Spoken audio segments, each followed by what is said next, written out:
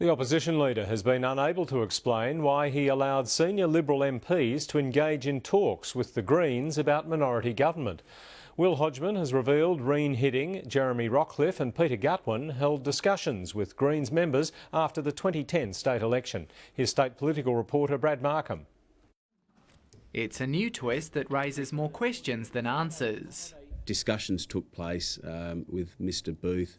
The opposition leader has confirmed senior Liberal MPs held talks with the Greens about minority government after the 2010 state election delivered a hung parliament. Well, the Greens were desperate for us to enter into deals.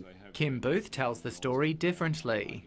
There was a desire by senior Liberals to form government in minority. Will Hodgman went to the last election vowing to do no deals with the Greens to form a minority government. This week it's been claimed Liberal Party members flirted with both Labor and the Greens about the issue. We weren't talking about the weather, that's for sure. They were an advance by the Greens to strike a deal. We refused to do that. There were approaches from both sides. You know, there was a number of phone calls backwards and forwards.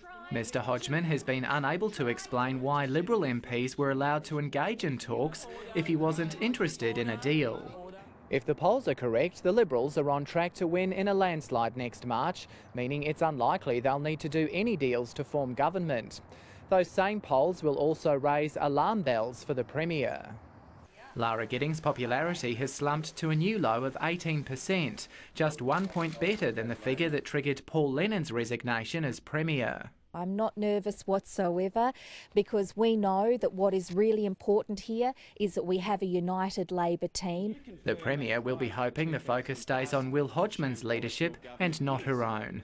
Brad Markham, ABC News.